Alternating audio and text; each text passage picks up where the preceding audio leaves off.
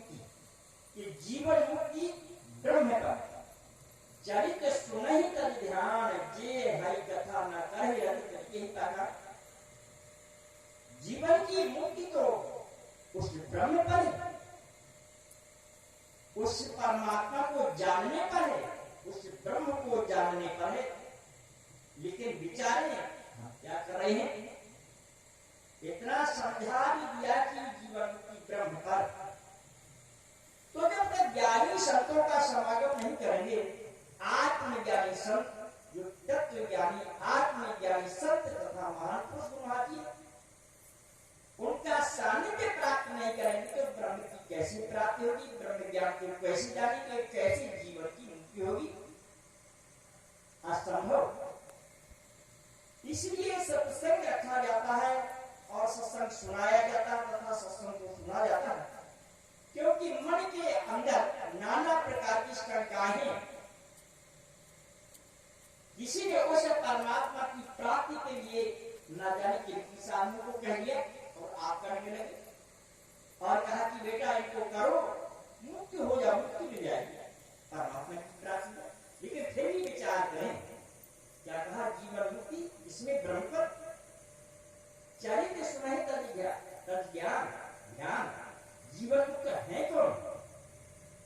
सुख संस्कारी शरणन आदि वो जीवन मुक्त हैं। उन्होंने अपने जीवन के रहते हुए समय पर उस ब्रह्म ज्ञान को जाना जो ब्रह्म शरीरधारी ब्रह्म इस धरती पर अवतरित है, नित्य रूप से अवतरित है। उनकी खोज करके शरण में जा करके उस ब्रह्म तत्व को जाना। तो वास्तव में जिन्होंने जाना ब्रह्म को और उनका स्मरण करके उनका याद करते हैं, उनका स्मरण करते हैं, उनका भजन करते हैं, तो वास्तव में जीते की मुक्ति। तो जीवन मुक्ति किसमें है? ब्रह्म में। उस ब्रह्म का चरित्र कौन सुना है? जो योगी लोग जैसे भगवान भोलेनाथ जी, सनत कुमार आदि ध्यान को त्याग करके जहां भी ब्रह्म ज्ञान की चर्चा होती थी, सत्संग की चर्चा होती थी, वहां पर उनकी उपस्थिति, जैसे आप लोग इस सत्संग पंडाल में उपस्थित हुई, आपकी उपस्थिति हुई है सत्संग विचारों को, सत्संग विचार सुनने के लिए, ऐसे ही भगवान भोलेनाथ जी और जो ब्रह्म ज्ञानी थी तो ध्यान को त्याग करके और कहा जाते थे सत्संग। कितना सत्संग से प्रेम था, जहां भी सत्संग होता था तो कोई भी काम रुक जाए, कोई बात नहीं, सत्संग जरूर सुनेगा। तो जीवन किसमें? मुक्ति ब्रह्म पर चरित्र सुनाई तज ध्यान ये बिना हरि कथा करही रथ तिनकी है बाधा। जिन्होंने उसे हरि को ही नहीं जाना तो हरि की कथा क्या करेंगे? यानी हरि का सुनना, भगवान को सुनना कैसे करेंगे? जब ब्रह्म ज्ञानी आत्मज्ञानी संत नहीं मिलेंगे तो उस ब्रह्म का ज्ञान नहीं मिलेगा, उसकी युक्ति नहीं मिलेगी, तो भजन साधना कैसे करें? तो ज्ञानी संत ही उस ब्रह्म का तात्विक प्रैक्टिकल बोध कराते हैं, उसका सर्वसूत्र युक्ति तरीका उपाय बताते हैं। जिस ब्रह्म तत्व को जान करके ब्रह्म में लवलीन हो जाना पड़ता, अर्था नहीं जाना तो देखिए ये पाखंड, उसका हृदय कैसा है? पत्थर की तरह। तो एक बार रघुनाथ बुलाए, गुण दुर्ग मुनि प्रवासी समय आए। क्या बुलाया भगवान राम ने?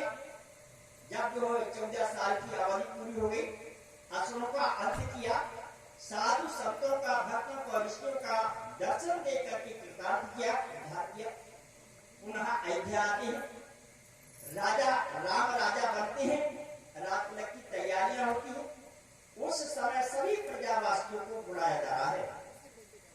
यथा सा समय पर सबकी उपस्थिति हुई। भगवान राम सिंहासन पर बैठे हुए हैं, सुसज्जित हैं, राम लक्ष्मण सीता। अब वहां पर सभी की उपस्थिति और सभी लोग उनकी तरफ देख रहे हैं। यह भगवान राम क्या कहना चाहते हैं?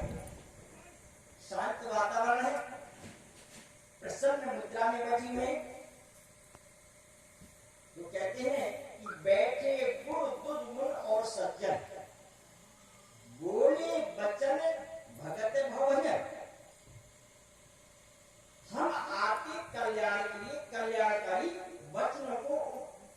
समक्ष कहा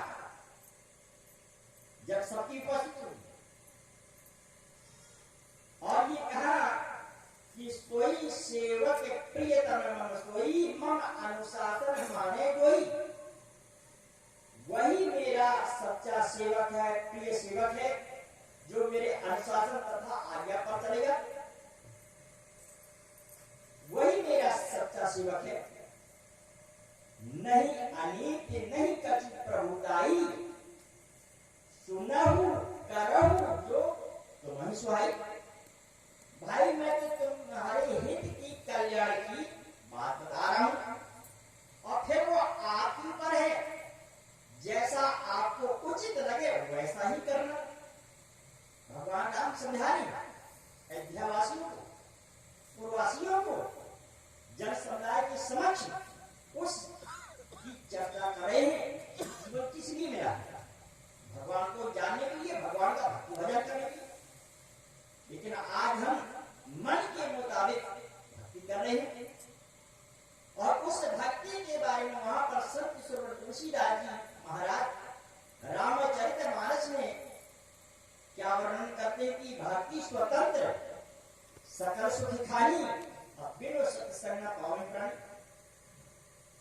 क्या कह दिया कि बिनु सत्संग न पावन प्राणी। भक्ति तो स्वतंत्र सब सुखों की खानी है, लेकिन बिना सत्संग के प्राणी को वो सच्ची भक्ति दुर्लभ है।